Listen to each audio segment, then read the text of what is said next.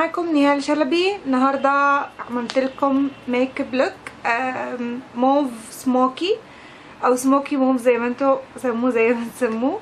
هو سموكي بس كلها الوان موفات.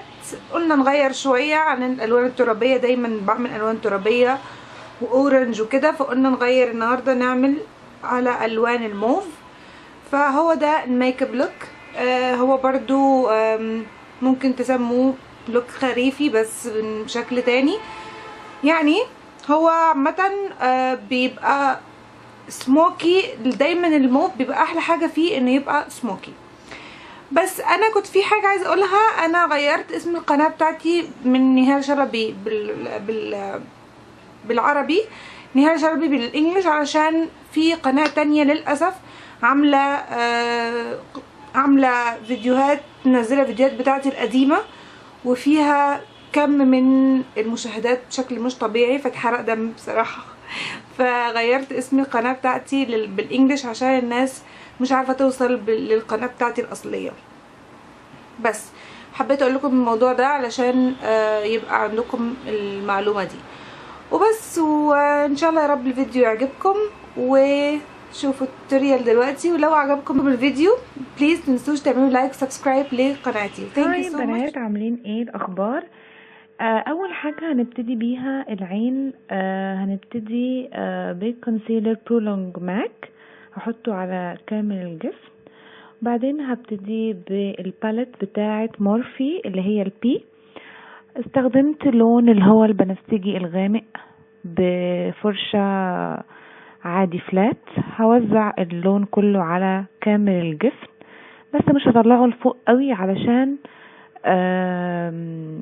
عشان اعرف لما ادمجه يبقى اللاين الاخير يبقى خفيف.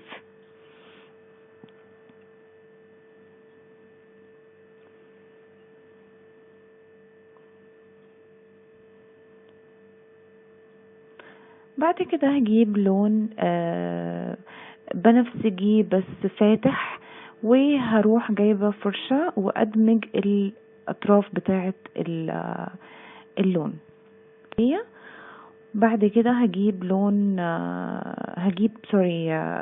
فرشة كبيرة وهدمج الاطراف بتاعة اللون من فوق. بعدين هجيب لون اللي انا حطيته فوق في عيني، هو نفس اللون بتاع البيز الاولاني، هحطه على الرمش التحتاني. استخدمت لون من كالر بوب، لون برضو بنفسجي في شمر، حطيته على كامل الجسم علشان يدي للوك كده يعني شكل احلى.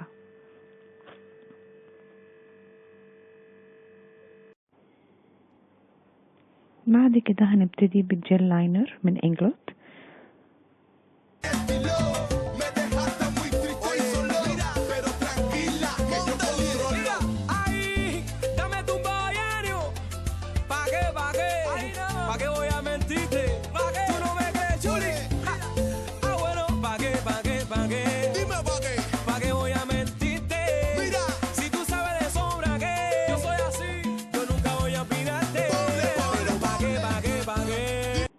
بعد كده استخدمت رموش من بينكي جوت.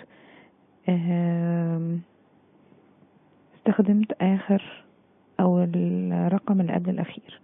استخدمت فاونديشن لوريال انفاليبل درجتي 150 ووزعته بالبيوتي بلندر. بعدين استخدمت كونسيلر من برولونج ماك، اسمه برولونج من ماك سوري، رقم NC 30. حطيته على الأماكن اللي عايزة أخفي فيها الهالات، وحطيته تحت الحاجب علشان يعمل لي إنارة، ويعني يبقى يخلي شكل الحاجب نضيف.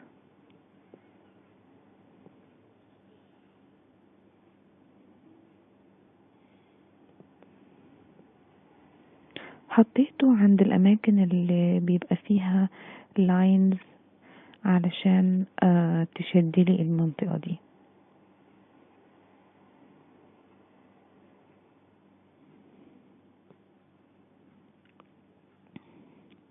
بعدين وزعته بالبيوتي بلندر.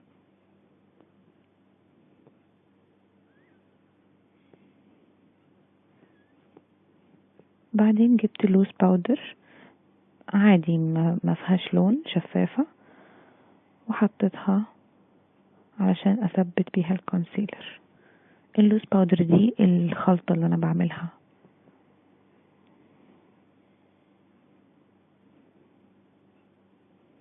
بعدين هجيب كونتور من ماك،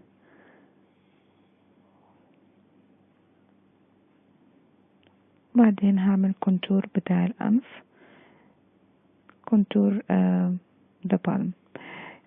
خيرتكم ب3 ألوان،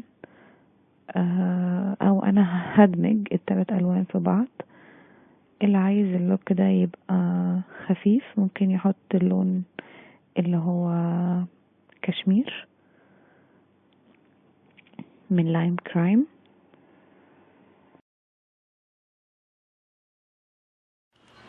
وبس هو ده كان الميك اب لوك النهارده.